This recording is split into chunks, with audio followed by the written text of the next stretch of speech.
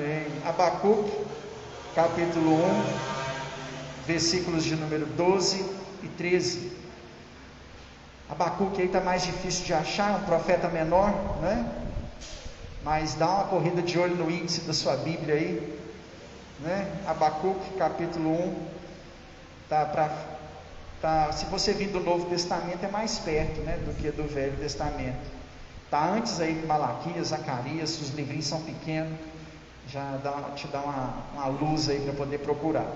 Abacuque, o nome significa aquele que abraça.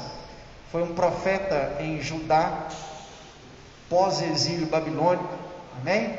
Abacuque, capítulo de número 1, nós vamos estar lendo os versículos de número 12 e 13, que diz assim: Não és tu desde a eternidade, ó Senhor, meu Deus, ó meu santo? Não morreremos.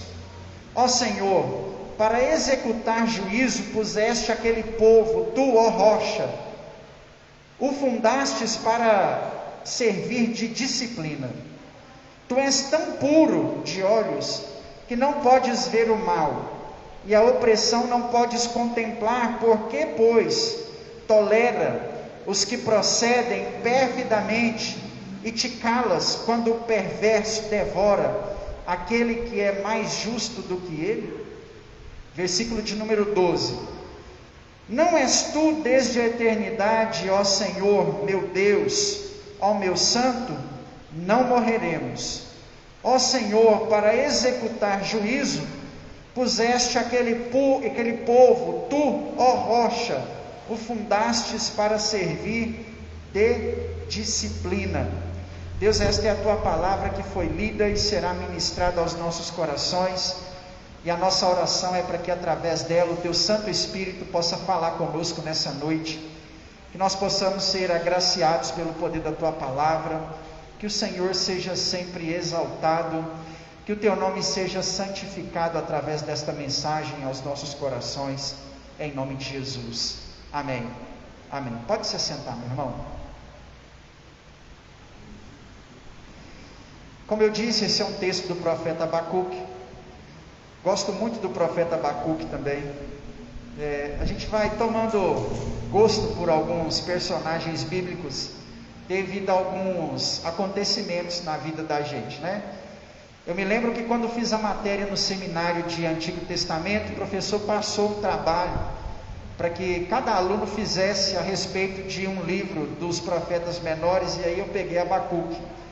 E aí eu fiz um estudo completo a respeito do livro, observando inclusive a língua hebraica, o livro no original na época, fez um trabalho extensivo dentro do livro.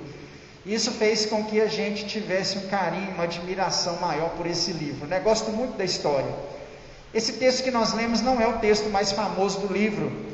O texto mais famoso do livro é aquele muito conhecido, né? Que virou várias canções, que está no capítulo 3, versículo de número 17, que diz assim: Ainda que a figueira não floresça, produto da oliveira minta, no curral não haja gado, todavia eu me exultarei no Deus da minha salvação. Esse é o texto mais famoso do livro do profeta Abacuque, o texto que virou várias canções. Eu gosto muito desse texto por conta de algo não tão bom que acontece nesse livro. É uma das vezes onde alguém faz uma oração e Deus responde de forma negativa, né? Ele ora no capítulo 3, versículo 5, o texto inclusive que é chave da Convenção Batista Nacional, dizendo assim: Aviva, ó Senhor, a sua obra e faze-a conhecida no meio dos anos. E a resposta para Deus a essa oração de Abacuque é que ainda não era o tempo, e que ele não atenderia a esse clamor. E após o não de Deus, ele responde assim: Ainda que a figueira não floresça, o produto da oliveira minta, não haja gado no curral, eu todavia me exultarei no Deus da minha salvação. Abacuque me ensina a conviver com os nãos de Deus. Abacuque me mostra que mesmo quando a situação é adversa, o louvor ao Senhor não pode sair da minha boca e nem do meu coração. Se existem coisas que o livro de Abacuque pode nos ensinar, sem sombra de dúvidas, que essas duas que eu citei são as mais importantes.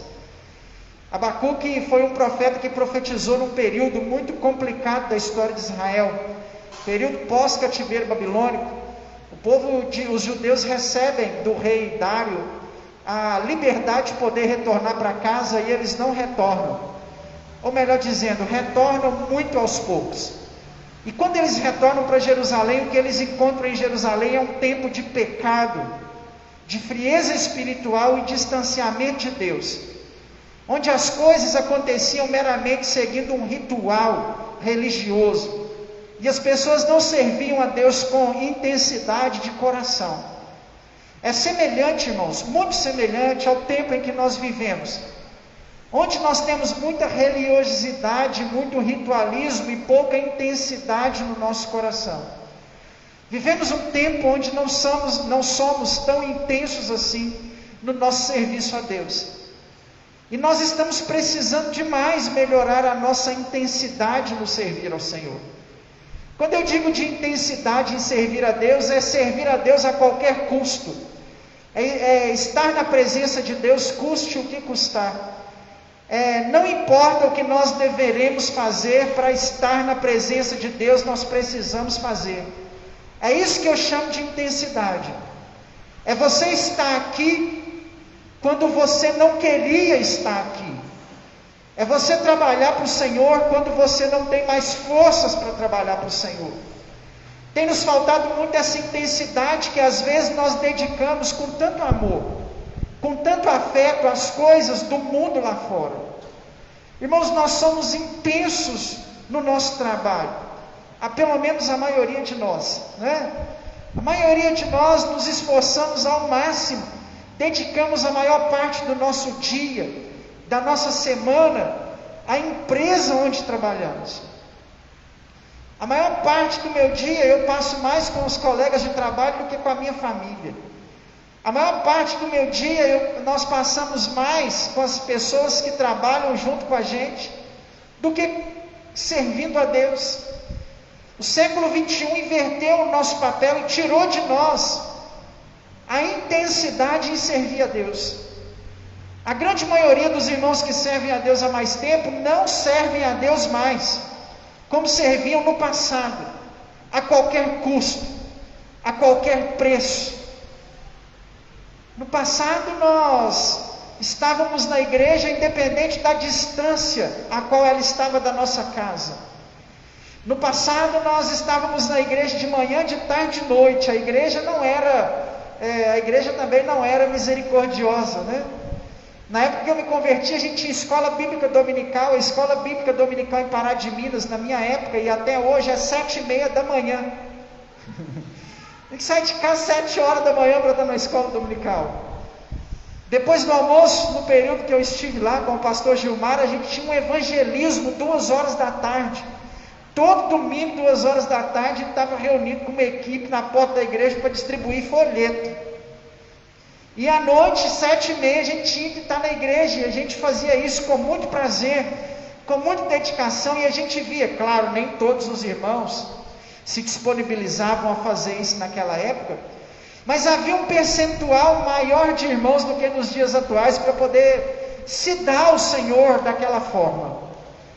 Então nós vivemos dias semelhantes aos dias de Abacuque, há dias aonde nós não temos mais tanto fervor espiritual como deveríamos ter. A igreja hoje enfrenta muita dificuldade relacionada à intensidade, porque nós não queremos mais dedicar o nosso tempo, a nossa vida, o nosso coração a Deus, como Ele merece ser dedicado, como a Ele merece ser dedicado. Nós queremos pegar as coisas prontas, nós queremos que as coisas aconteçam, e a nossa frieza espiritual com tudo isso, ela só aumenta. Sabe por quê?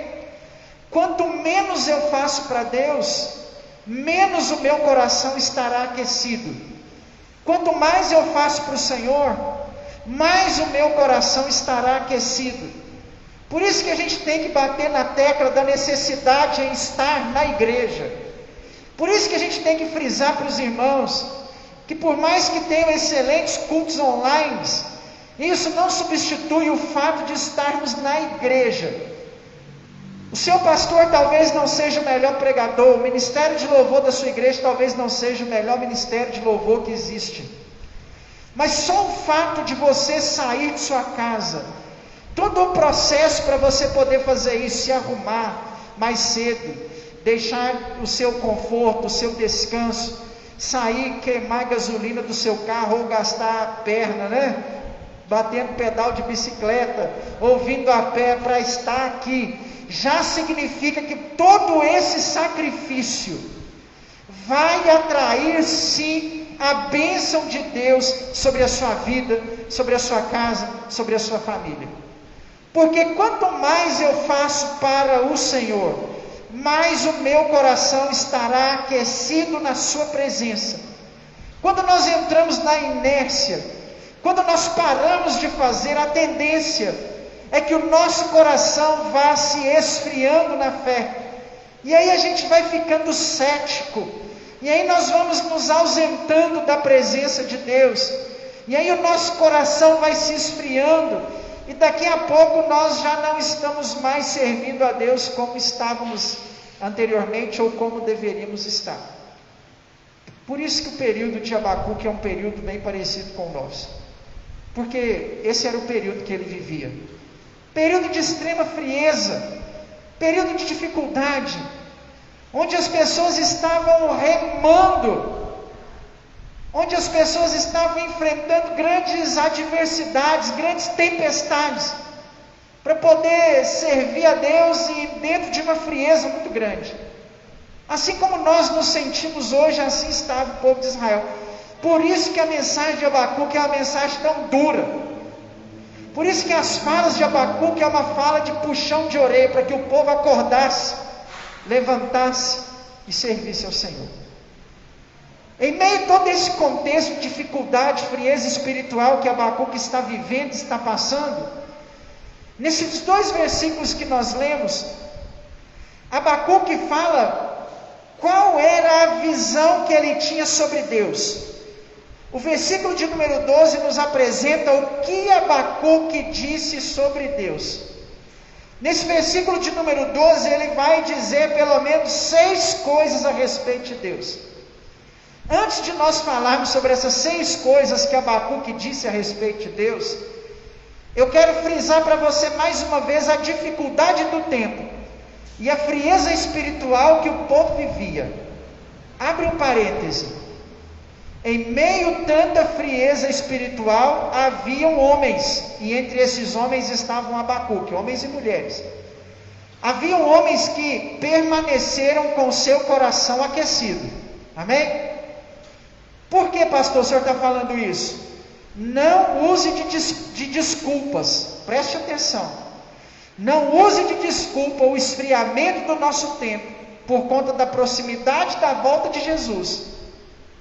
Não use isso de desculpa, para que você também esteja frio. Não.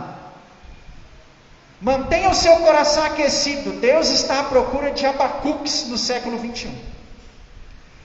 E mesmo em meio a tantas dificuldades, ele vai falar 6 coisas sobre Deus importantíssimas. Meu irmão, se você está frio espiritualmente, existem 6 verdades a respeito de Deus que você jamais pode abandonar, que você jamais pode esquecer. Existem 6 qualidades que Deus tem que Ele jamais perde. Existem 6 ações de Deus que podem nos alcançar independente do tempo que nós estamos vivendo. E essas 6 ações estão muito relacionadas ao louvor a Deus no nosso lábio, na nossa boca e no nosso coração. Não importa o quanto você está sofrendo, é importante que a adoração a Deus continue presente na sua vida. Vivemos dias maus, mas os dias maus não podem impedir que nós venhamos adorar, glorificar e exaltar o nome do nosso Deus.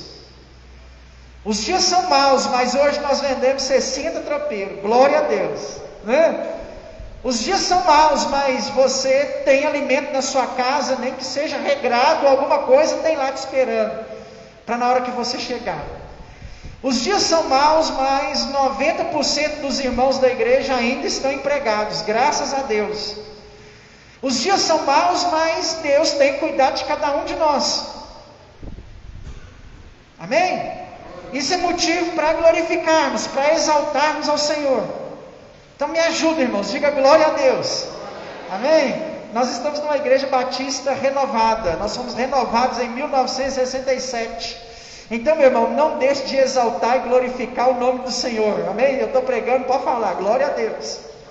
O louvor ao Senhor, irmãos, não pode sair do nosso lado. Nós precisamos aprender a adorar a Deus nos dias em que vivemos. Nós vivemos numa reclamação danada, irmãos. De tudo nós reclamamos, tudo nós questionamos, tudo nós culpamos Deus. Está na hora de parar com isso e fazer o que Abacuque fez. Mesmo vivendo dias maus, ele conseguiu enxergar os atributos de Deus na sua oração. O que são atributos, pastor? Atributos são características, são qualidades. Deus possui 2 tipos de atributos. O que Gruden chamou de comunicáveis e incomunicáveis, né? Comunicáveis são aquele que ele compartilhou, comunicou com a sua criação. E incomunicáveis, aqueles atributos que pertencem unicamente, exclusivamente a ele. Langston, que é o teólogo de base que a Convenção Batista tem como base, chama de atributo natural e atributos não naturais. Os naturais são aqueles que pertencem a Deus, os não naturais são aqueles que ele compartilhou com os seres humanos. Eu vou citar para você 3 muito conhecidos que só Deus tem: onipotência, onipresença, onisciência. Só Deus tem todo o poder e poder para fazer todas as coisas. Só Deus pode estar em mais de um lugar ao mesmo tempo, onde se faz necessária a sua presença. E só Deus tem todo o conhecimento da ciência e todo o conhecimento de tudo, inclusive de passado, presente e futuro. São características que pertencem única e exclusivamente ao Senhor, o ser humano não. Mas existem atributos de Deus que você possui. Por exemplo, amor. Deus é amor e você também tem a capacidade de amar. Deus é fé e você também tem a capacidade de ter fé. Deus é santo e você tem em Cristo a probabilidade de alcançar também a sua santificação. Essas são características de Deus que ele compartilhou com o ser humano. Na oração de Abacuque, ele vai olhar justamente isso. Ele vai analisar nessas seis ações que ele consegue enxergar. Ele vê Deus dessas 6 formas, no versículo de número 12, olhando justamente para os atributos de Deus. Primeiro, Abacuque enxerga que Deus é eterno. Ele existe de eternidade a eternidade. Não foi criado, é o Criador. Por ser eterno, é imutável em seu propósito e providência. Sua palavra é eterna e jamais passará. A sua aliança conosco é eterna. O Senhor é eterno. Ele é antes do princípio e será depois do fim. Eternidade significa não há início e não há término. Muitas pessoas questionam, pastor, quem criou Deus? Essa palavra criou, ela só existe porque Ele existe. A criação só foi criada porque antes Ele existia. Ele é a própria existência. Nós resumimos a eternidade de Deus concluindo de que Ele é a própria existência.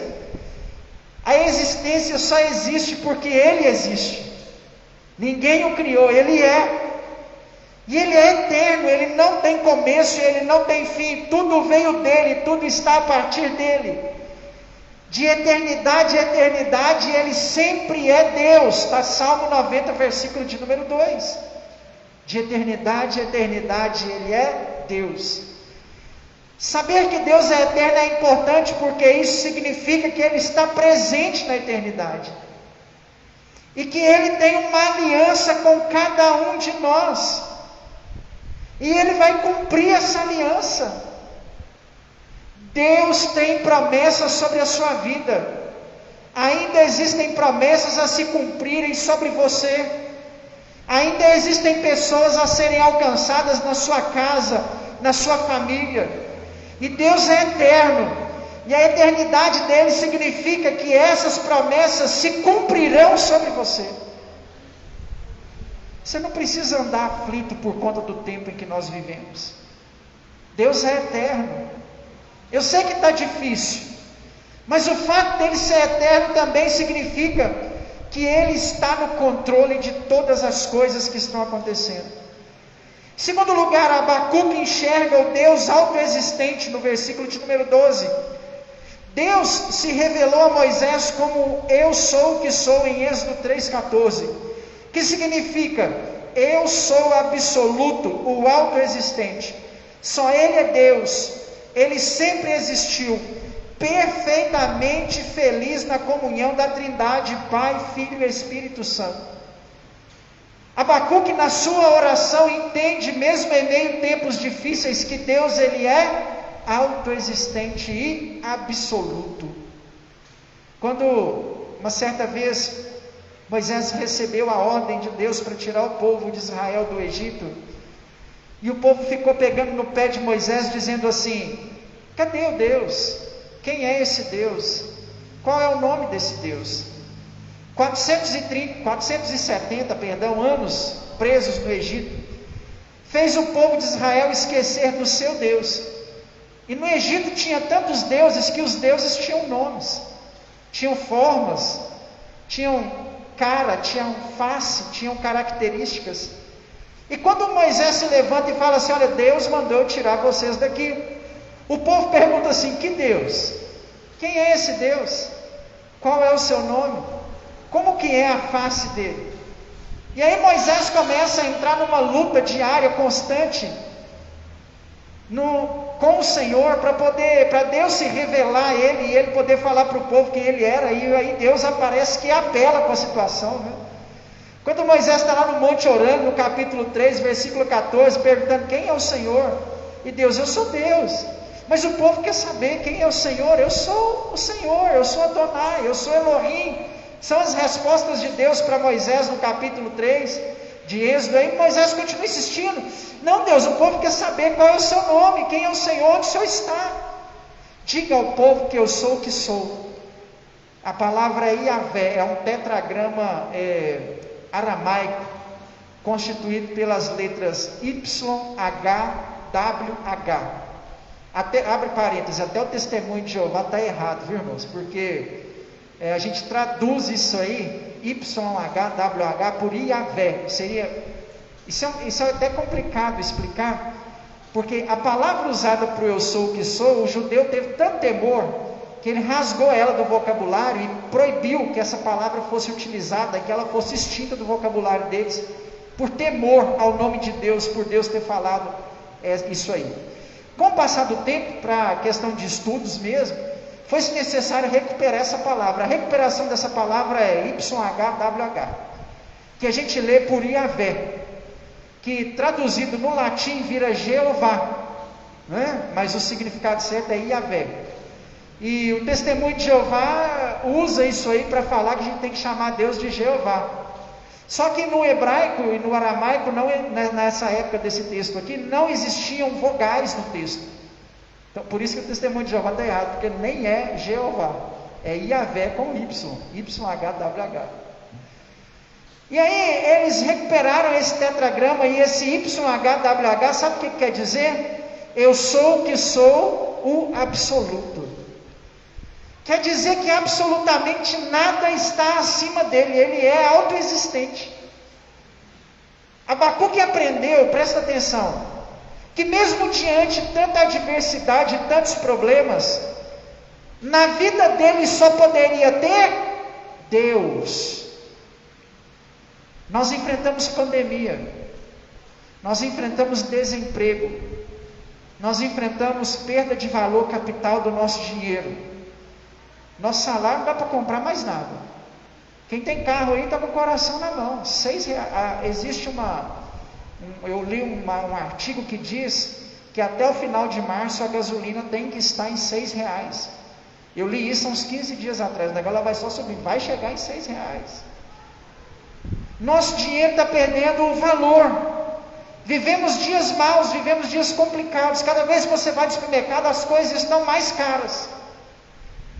Os dias, irmãos, são difíceis, mas aprenda uma coisa: na sua vida Deus tem que ser absoluto. Ele tem que estar acima de tudo. O dinheiro não pode ser um Deus para nós. O coronavírus não pode ser um Deus para nós. A Covid-19 não pode ser um Deus para nós, porque está se tornando. Muitas pessoas não saem de casa, muitas pessoas vivem em função. Muitas pessoas estragaram a sua vida por conta desse negócio. Muitas pessoas estão alucinadas, mais do que deveriam. A gente não pode ser irresponsável, mas a gente não pode também viver uma vida alucinada com esse negócio, porque Deus tem que ser absoluto na nossa vida. Não deixe os problemas que você está enfrentando tirar o trono de Deus do seu coração. Ele precisa continuar sendo absoluto sobre a sua vida. Não deixe a enfermidade tirar Deus do trono do seu coração. Não deixe os seus problemas conjugais tirarem Deus do trono do seu coração. O Senhor precisa continuar absoluto em nossas vidas, por cima de tudo. No nosso coração não pode ter espaço para mais nada que não seja o Senhor. Em terceiro lugar, no versículo 12, Abacuque enxerga um Deus que é santo. Ele é santo ao seu caráter, totalmente puro e isento de pecado. Ele é luz e não existe nele trevas alguma. Seja entre o seu povo ou no meio dos ímpios, Deus jamais deixará o pecado impune. Ele domina a iniquidade e no dia do juízo, aqueles que se agarram aos seus pecados serão banidos para sempre da presença de Deus. Nós vivemos dias difíceis, mas o nosso Deus, Ele é santo. Aprenda uma regra básica da espiritualidade. A matemática tem regras básicas. A espiritualidade também tem regras básicas. Abre seus ouvidos aí para você guardar o que eu vou falar para você. Deus é santo. E Ele só se relaciona com quem é santo. Não é porque o mundo está em pecado, quer dizer que você vai viver no pecado e vai ficar impune. Quando você escolhe viver no pecado e longe da presença de Deus, em primeiro lugar, você está quebrando o seu relacionamento com Deus. A primeira ação do pecado na vida do ser humano é cortar a relação que ele tem com o seu Criador. Quanto mais pecado, menos Deus você vai ter na sua vida. Vivemos uma geração pecadora, que peca absurdamente.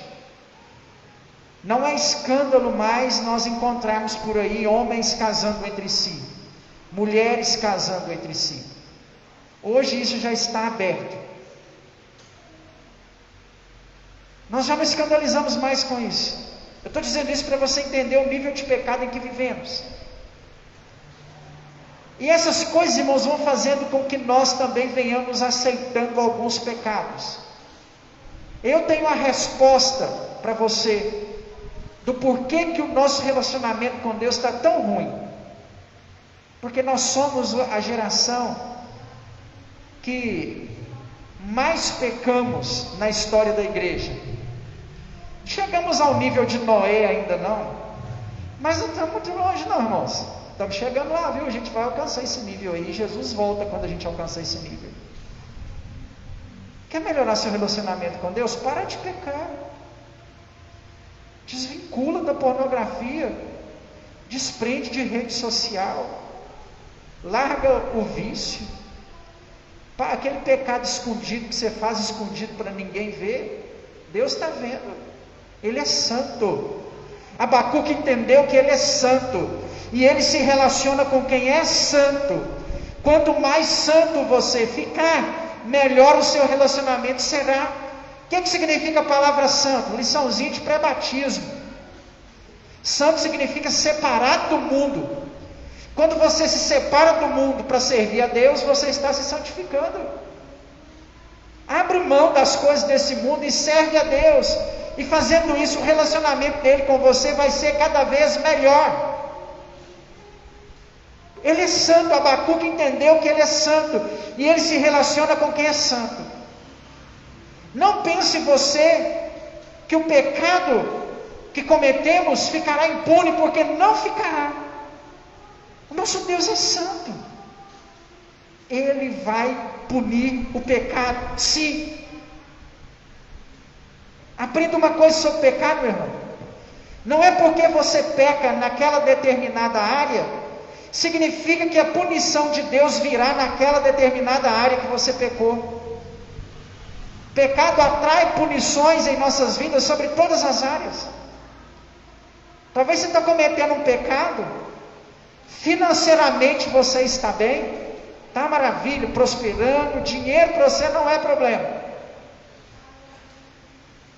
Mas seu casamento não está tão bem assim. O seu relacionamento não está tão legal. A sua saúde não está tão boa. Talvez é o contrário, talvez está tudo bem, mas as suas finanças não estão tão legais assim. E você fica perguntando, por que, Deus? Semelhante à pessoa que está no pecado e é dizimista. Aí acontece um problema financeiro, ela fala assim, por que, Deus? Eu sou dizimista. Ela esqueceu que ela está no pecado, ela está olhando só para o dinheiro. Ela está pensando assim, não, eu sou dizimista, Deus tem que me prosperar, Ele é obrigado, a Bíblia diz. Mas antes da oferta, Deus quer o coração, Deus quer a santidade. Então tem que entendermos que o pecado não fica impune. Nosso Deus é santo, e Ele se relaciona com quem é santo, larga o pecado, porque se o pecado não atingir você nessa vida, ele vai atingir na terra, na vindoura, né? Na vida vindoura, porque um dia todos vamos prestar contas diante de Deus. Meu irmão, raciocina comigo. Você acredita que existe o céu? Levanta a mão. Existe o céu? Existe. Você acredita que existe o inferno? Levanta a mão. Existe o inferno? Existe. Isso quer dizer que os dois lugares terão pessoas. Tem gente que vai para o céu, tem gente que vai para o inferno, senão ele não existiria. Quem vai para o inferno? Quem escolher viver uma vida de pecado. Quem não ter Jesus, o lugarzinho está lá preparado para ele já. Está pronto.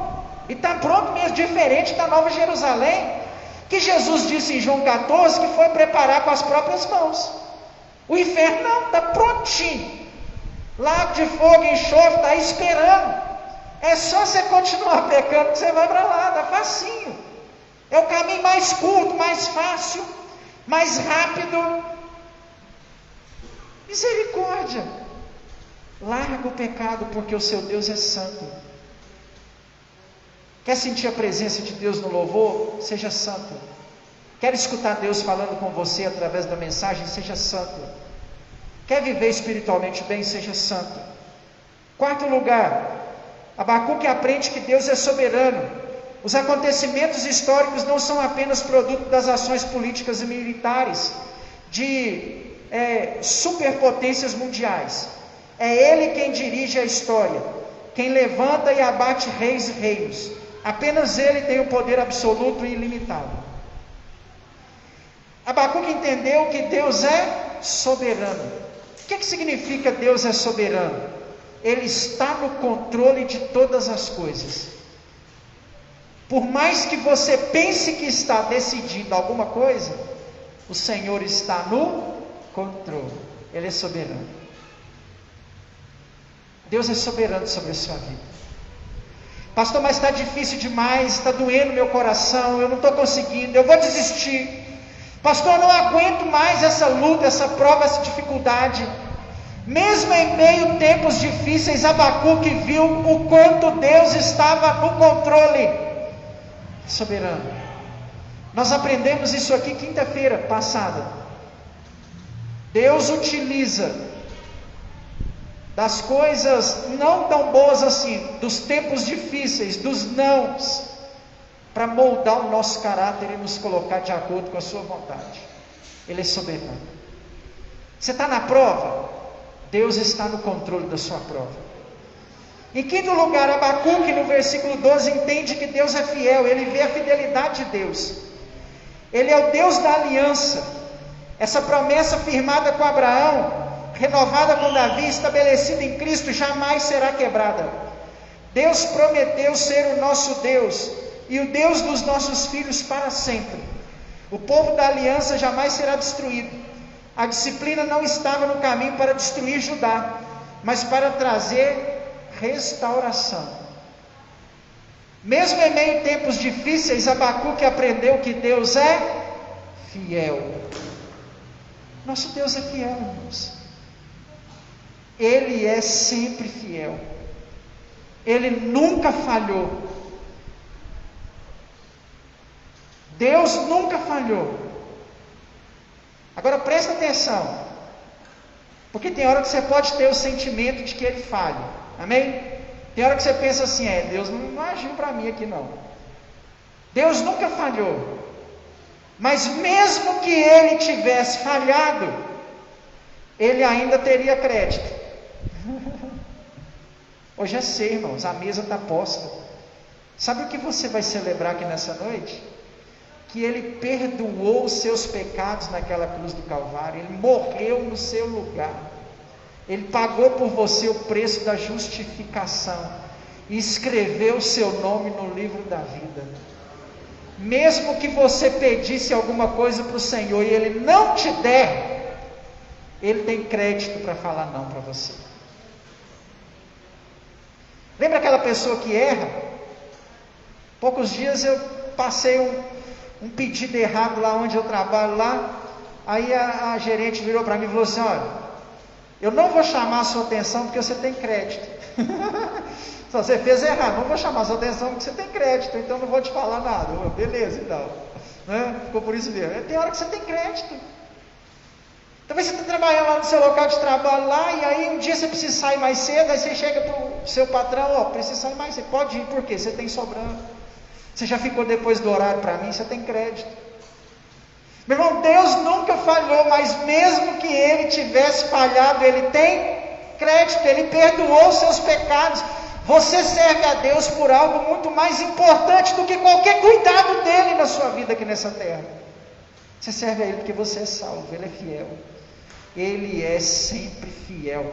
Ele é sempre fiel. Nossa igreja mês passado completou 7 anos. Você não sabe como que Deus é fiel com essa igreja, irmãos. Ele é sempre fiel. Sempre fiel.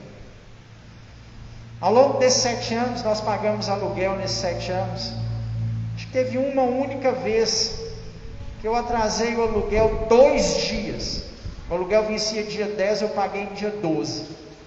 Atrasou o aluguel 2 dias.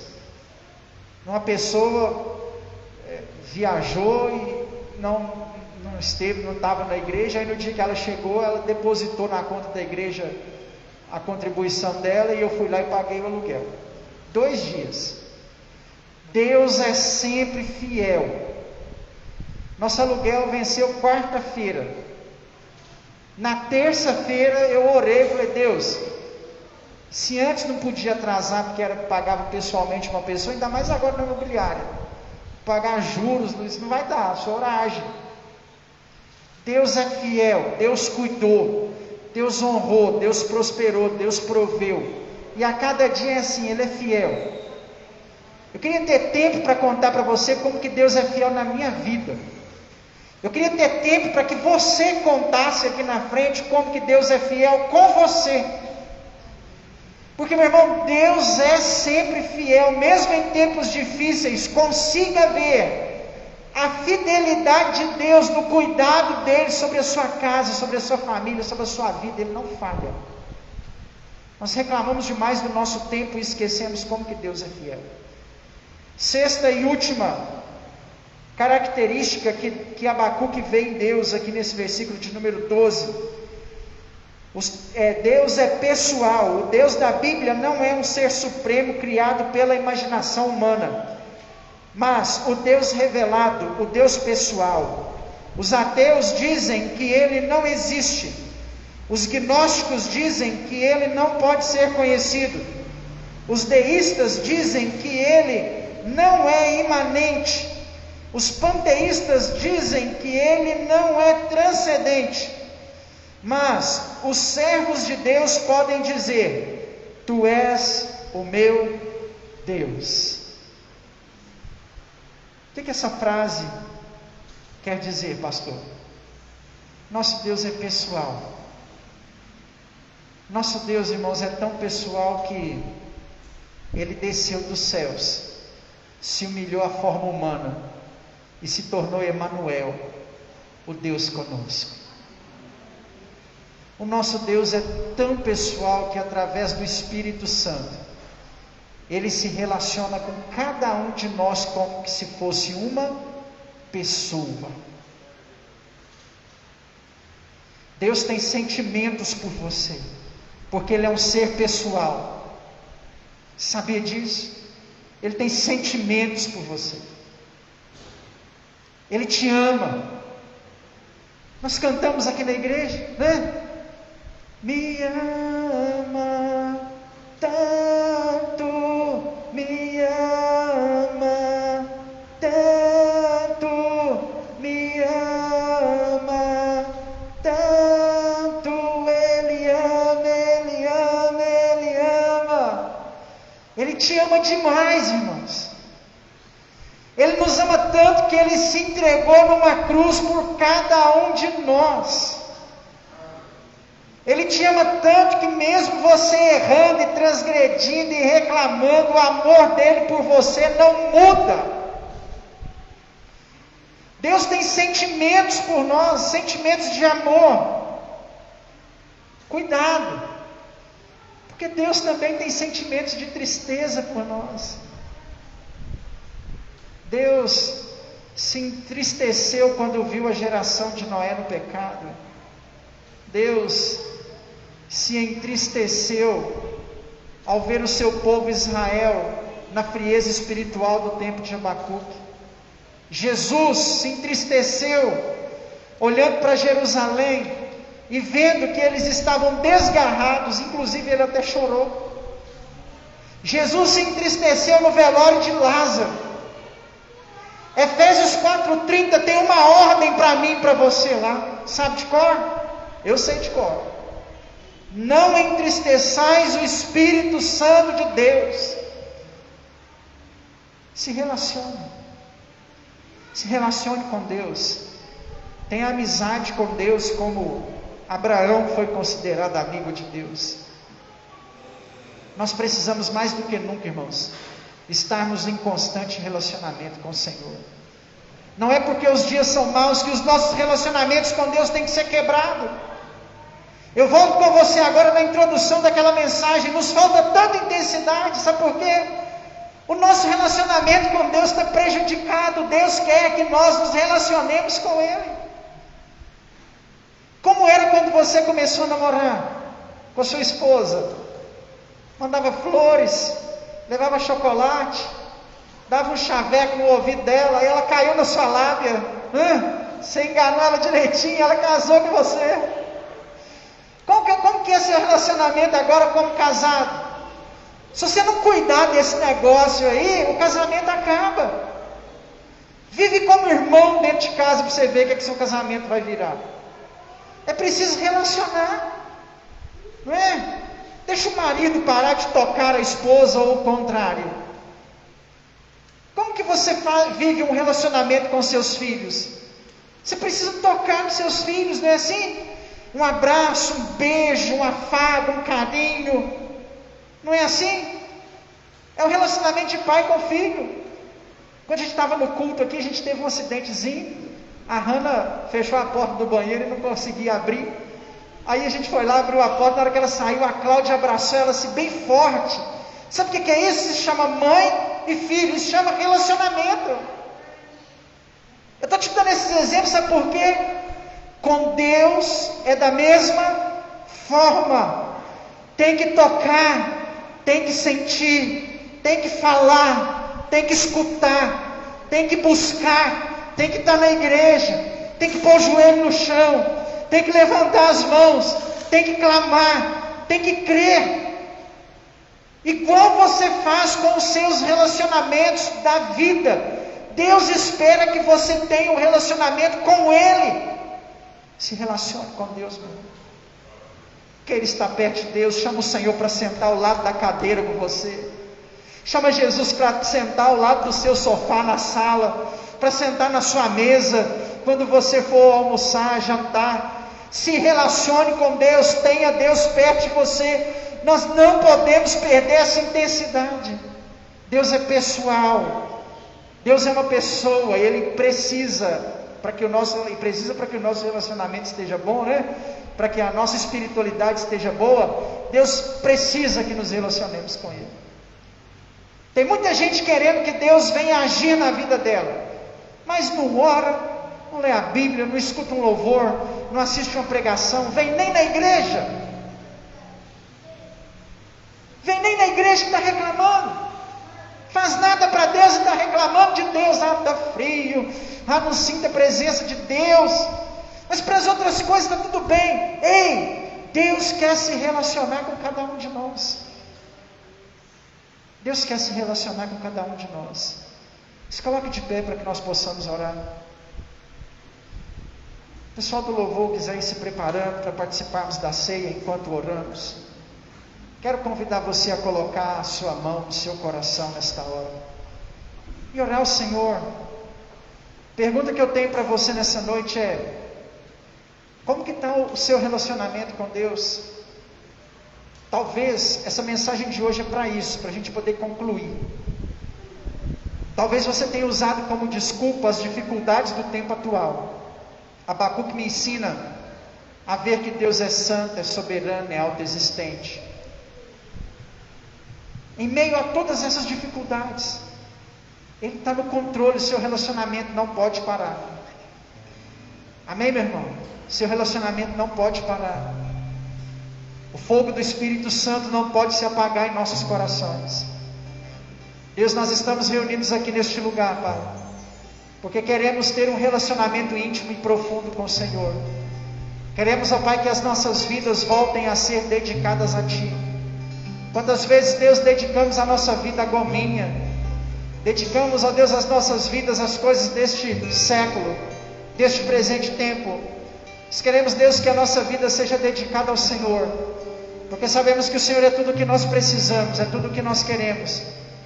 Eu te quero, Pai, perto de mim. Eu te quero, Senhor, próximo de mim. Eu te quero, Senhor, em mim. Eu quero, Senhor, ouvir a Tua voz, sentir o toque do Teu Espírito Santo. Eu quero poder falar contigo e ter a sensação de que estou sendo pelo menos ouvido.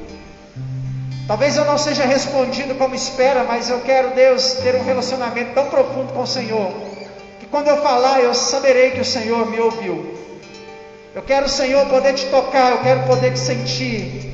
Eu quero poder ver a mão do Senhor cuidando de mim, da minha família, porque isso é relacionar-se com o Senhor. Nos leva, Pai, a uma intimidade mais profunda, a um relacionamento mais íntimo com o Senhor nessa noite. Em nome de Jesus. Diga comigo assim, meu irmão: Senhor Jesus, eu quero mais de Ti na minha vida. Eu quero me relacionar com o Senhor. Eu quero estar perto do Senhor. Em nome de Jesus. Aplauda ao Senhor porque Ele é digno. Aleluia. Glória a Deus. Aleluia. Nós vamos ministrar agora a ceia do Senhor. Se você é batizado nas águas e está em comunhão com a sua igreja, você pode participar da ceia, né? Se não, eu gostaria que você se assentasse só por um momento, em nome de Jesus, mas permanecesse em espírito de oração. Se você vai participar da ceia, permaneça de pé. E enquanto nós vamos estar orando por esses elementos, eu quero convidar você ainda a orar pela sua vida, para que você participe da ceia limpo de mão e puro de coração. Você serve um Deus perdoador, e Ele está aqui nessa noite. Ele pode perdoar o seu pecado, seja ele qual for que você tenha cometido. Ore ao Senhor nesse momento, peça a Ele perdão para você poder participar da ceia, e creia que o sangue dele derramado na cruz é suficiente para te perdoar nessa noite, em nome de Jesus. Pai, nós queremos colocar nas suas mãos a nossa vida, o nosso coração diante do teu altar. Pedimos a Deus que o Senhor esteja nos perdoando nesta hora por toda falha, toda fraqueza, toda palavra torpe que saiu de nossos lábios, todo mau pensamento que rodeou a nossa mente, talvez as ações que não agradam ao Senhor. Nós pedimos ao Senhor que o Senhor esteja nos perdoando, nos purificando nesta hora, para que possamos participar da ceia do Senhor, Deus. Pai, eu quero consagrar ao Senhor nesse momento, esse pão, esse vinho. Eu entrego, Deus, na Tua presença, dedico, Pai, e consagro ao Senhor. Sou grato ao Senhor por esses elementos. Entrego, Pai, nas Suas mãos, para que ao participarmos dele como símbolo, a nossa aliança com o Senhor possa estar sendo fortalecida e renovada na Tua presença, em nome de Jesus, em nome de Jesus. Aleluia, glória a Deus, aleluia, santo é o Senhor. Meu irmão, enquanto os irmãos do louvor vão cantar ao Senhor mais uma canção, saia do seu lugar, vem aqui à frente, pegue os seus elementos, depois retorne para o seu lugar em oração, cantando ao Senhor. Ceia é uma festa, amém? Não é um velório, né? Então pode vir cá pegar os seus elementos em nome de Jesus.